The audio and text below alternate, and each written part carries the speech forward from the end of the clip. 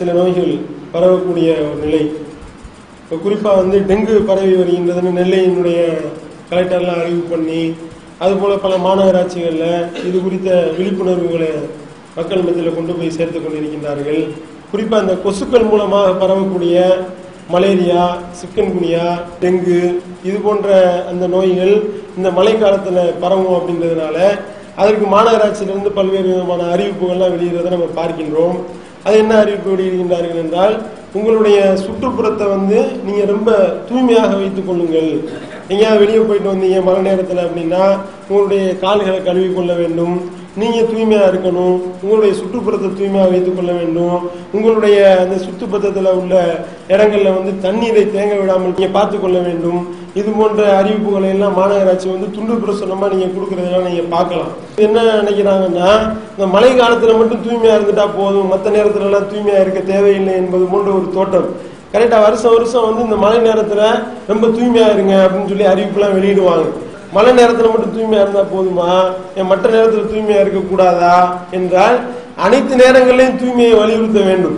ஆனா இவங்க எல்லாம் உள்டாவா செய்யக்கூடிய ஒரு நிலைமையை பார்க்கிறோம். ஆனால் இஸ்லாமிய மார்க்கத்தை பொறுத்த வரைக்கும் தூய்மை என்பது ஈமானுடைய ஒரு அம்சம் என்று சொல்லக்கூடிய அளவிற்கு இஸ்லாம் தூய்மையை வலியுறுத்துகின்றது. ஆரம்ப காலத்துல ரசூல் ஸல்லல்லாஹு அலைஹி வஸல்லம் அவர்களுக்கு அருளப்பட்ட அந்த இறைவசனங்களிலேயே தியாபக ஃபதஹிர், உம்முடைய ஆடையை நீ தூய்மைப்படுத்துவீராக என்று அல்லாஹ் வசனத்தை இறக்கி இருக்கிறான்.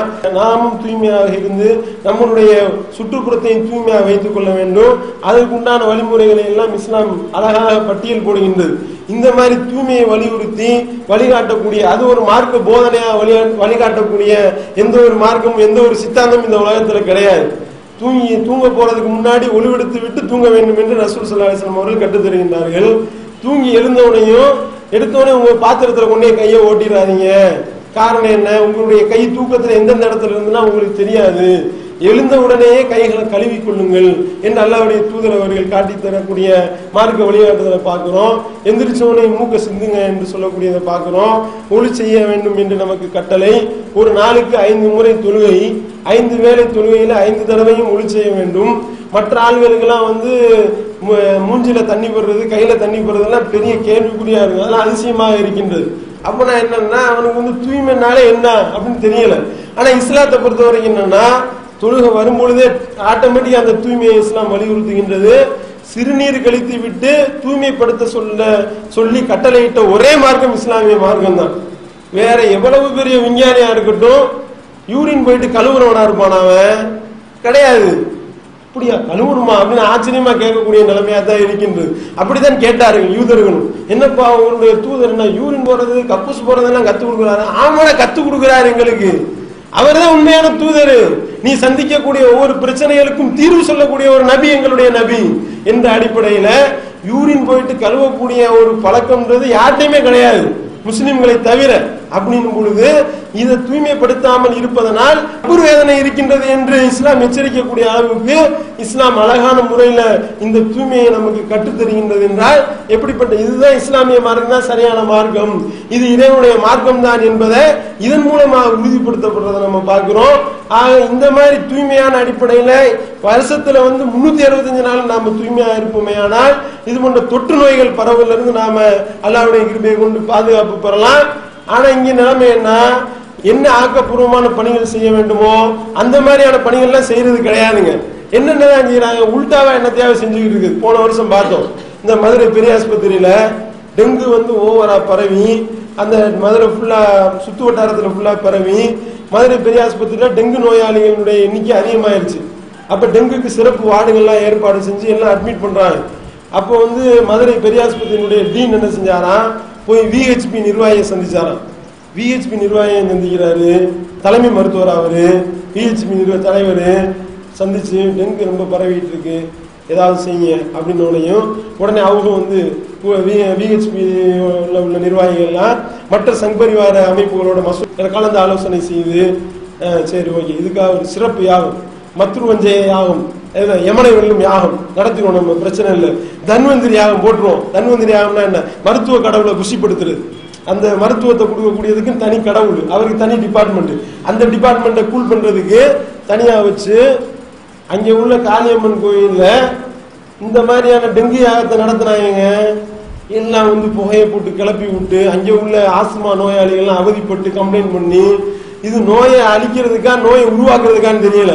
அப்ப இப்படிப்பட்ட கூத்தடிக்கக்கூடிய செயல்கள்லாம் நடந்துச்சு. 5 கலசங்கள்ல பூஜை செய்த அந்த தண்ணியை புனித நீரை எடுத்து கொண்டு போய் டெங்கு வார்டுல எல்லாம் போட்டு தெளிச்சு விட்டு, இந்த மாதிரியான கிறுக்குத்தனமான வேலைகள் எல்லாமே இவர்கள் வந்து நம்பிக்கை என்ற பெயர்ல செய்து கூத்தடித்ததை பார்க்கிறோம்.